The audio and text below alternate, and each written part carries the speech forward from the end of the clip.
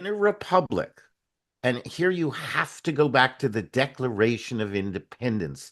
That is where our laws come from. Attorneys will tell you the Declaration of Independence is not a legal document because it was signed by a bunch of British citizens who didn't have the right to do it. Now, if you believe that, then you probably voted for Kamala Harris. Okay. But the Declaration is very, very, very clear. Number one, it says that we are endowed by our creator. How many of you, show of hands, were created by government? Then you didn't get your rights from the government, and therefore the government can never take them away. That's number one. Number two, your creator is above the government.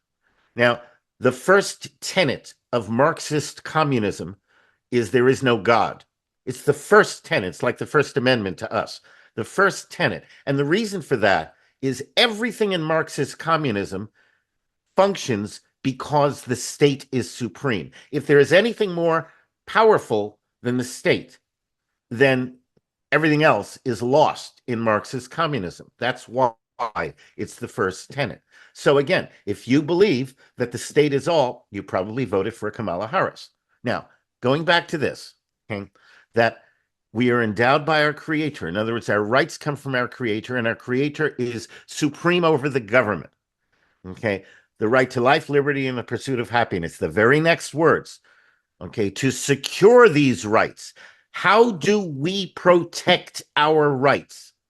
To secure these rights, okay, government is instituted. So at the time the declaration, the words of the declaration were made public. Okay, there was no government. I mean, there was a British government, but there was no government here. So then what we did was we created a government. And the reason we created the government was to secure our rights. The government exists to secure the rights to life, liberty, and property of each of us, and nothing else. There is nothing else in the Declaration and nothing else in the Constitution as to the function of government. The government is not here to feed you when you're hungry. The government is not here to provide you health care when you're sick. The government is not here to teach you or teach your children anything at all. And the government is absolutely not here to give you benefits. That's not the function of government. Now, of course, most of you have grown up believing that that is the function of government. Government officials will say, our first duty is to protect you, to save you, to keep you safe. That's not true. That's not true. Now, the Constitution gives the government its lawful powers, and it is not empowered to do anything but what is in the Constitution. Now, the Constitution itself, however, does not protect your rights. This is the point of what I'm saying here. Your rights are not protected by the Constitution. Constitution's like a whip in a chair. You take a whip in a chair, put it inside a cage with a lion. What happens? Nothing.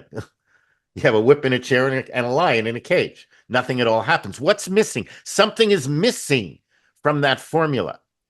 And what's missing is the lion tamer. The lion tamer has the skill and the dedication to pick up the whip, pick up the chair, and keep the lion in place.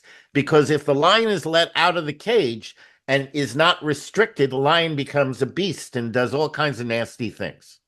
Okay, but the lion tamer prevents that from happening. So what Sean said is true, okay, that our rights need to be protected. Our system, our Republican system, is designed to protect our rights, but the system doesn't do it on its own.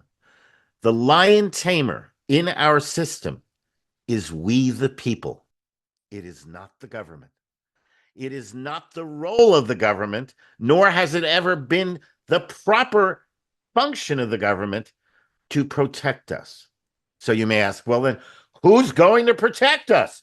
Who's going to make sure that our rights are protected? And the answer to that is you are.